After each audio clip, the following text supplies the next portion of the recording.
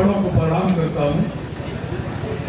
आज हमारे आंदोलन को करीब 3 महीने होने जा रहे हैं और इस आंदोलन के माध्यम से कई ऐसे वक्त आए जिन्होंने अपनी देश की, अपनी संस्कृति की, अपनी बहुत देश की अलग अलग भाषाओं की, अलग अलग क्षेत्रों की, अलग अलग किसानों की बात करी और आप लोगों ने सुनी।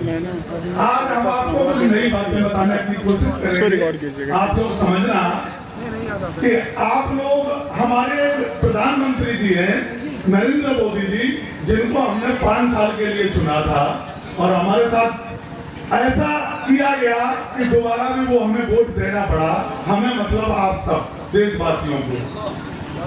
वो ये कहते हैं, उनका पूरा मंत्रिमंडल ये कहता है कि जो आंदोलन है वो सिर्फ सरकार के खिलाफ साजिश रची जा रही है। ये उनका मंत्रिमंडल और उनके लोग और आरएसएस के लोग कहते हैं कि जो आंदोलन में बैठे लोग हैं ये किसान नहीं है, ये साजिश हमारी सरकार के खिलाफ और जो ये भारतीय जनता पार्टी है इसके खिलाफ एक साजिश रची जा रही है। असली किसान तो गांव में काम कर रहा है, वो ऐसा बोलते हैं। मैं ये कहता हूँ कि प्रधानमंत्री जी और भारतीय जनता पार्टी, ये सरकार आपके लिए नहीं रची जा रही। ये सरकार ने जो साजिश हम किसानों के साथ रची है वो आज मैं आपको बताना चाहता हूँ कि हमारे प्रधानमंत्री जी हमारे बीच में चौकीदार बन के आए थे। हमारे प्रधानमंत्री जी गरीब माँ के बेटे बन के आए थे। हमारे प्रधानमंत्री जी हमारे बीच में जो आए थे वो ये बेचना है कि स्टेशन पे हम चाय बेचते हैं, हमारी माँ घरों में बर्तन धोती है। आज उस प्रधानमंत्री जी की भाषा सुन लो कि पार्लियामेंट में बैठ के और ये किसानों को, देश के अन्नदाताओं को, जिन्होंने उनको शिखर पर बिठाया है, उनको ये कहते हैं कि ये आंदोलन जीवी है। तो मैं आपको बता देना चाहता हूँ कि आपके साथ साजिश कहाँ हो रही है। एक तो आपको पार्लियामेंट में साजिश हो रही है जब आपको आंदोलन जीवी बताया जाता है, और एक साजिश आपकी बॉर्डर पे हो रही है जहाँ आपका बेटा, आपका भाई, आपका अपना बॉर्डर पे लड़ाई लड़ रहा है। वहाँ आपके खिलाफ साजिश रची जाती है जब उनको सुविधाएं नहीं दी जाती हैं, जब उनको ऐसी जो पुलवामा जैसे कांड कर दिए जाते हैं, आपके बच्चों को ड्रेस नहीं दी जाती है, आपके बच्चों के साथ उत्पीड़न होता है और वो डिसिप्लिन के नाम से डिसिप्लिन में बंधे हुए हैं। जब छुट्टी आते हैं तो आपके साथ बहुत सारी चीजें शेयर नहीं कर सकते, क्योंकि ये भारत के जवान, ये अपने सीने पे गोली खाते हैं, ये कभी भी पीठ पर बार नहीं खाते हैं। तो मैं ये बताता हूँ कि आपके बच्चों के साथ भी साजिश होती है और आपको जातियों में बांटा जाता है। किसान कोई कभी जाति को नहीं मानता। अगर उनकी व्यवस्थाएं गांव में है, अगर काम के लिए व्यवस्थाएं बनाई गई हैं तो उस हिसाब से वो सबको आदर सम्मान देते हैं। हमारे यहाँ जो बर्तन बनाने वाले हैं उनको भी सम्मान मिलता है। अपनी अपनी जो व्यवस्थाएं गांव में हमारी पूर्वजों ने हमें दी थी, उनको आज हम खाने पीने बैठने में कहीं हमारी कोई गुरेज नहीं है। लेकिन अगर आपको साजिश की जाती है तो इलेक्शन में आपके साथ की जाती है, जब आपको जातियों में, बिरादरियों में, धर्मों में बांटा जाता है। साजिश तब आपके साथ होती है जब इलेक्शन आपका आता है। और मैं बताता हूँ आपको साजिश कहाँ होती है आपके साथ।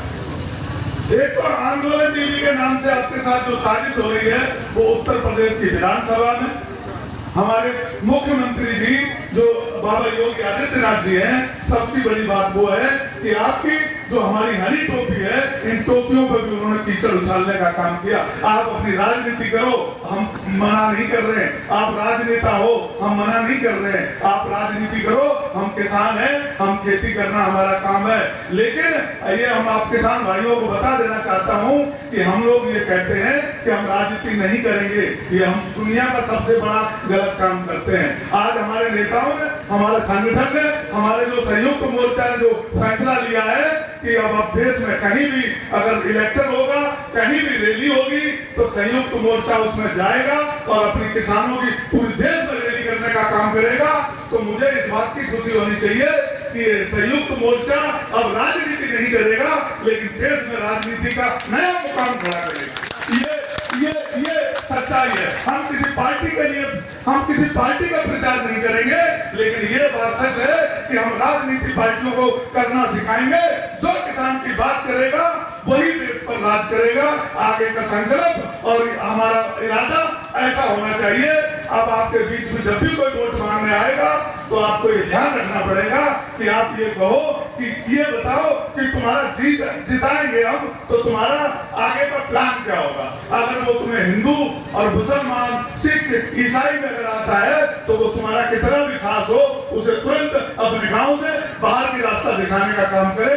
क्योंकि ये लोग सत्ता में जो आए हैं आपको और मुझे और लड़ाने के लिए सत्ता में आए हैं। और आपको ये वादा करना पड़ेगा, हमें भी ये सोचना पड़ेगा, हम सबको संकल्प लेके यहाँ से जाना पड़ेगा कि इनके लड़ाने से अब हम लड़ेंगे नहीं। क्योंकि ये आपने देख लिया होगा, ये हमें राष्ट्र, हिंदू राष्ट्र बनाएंगे।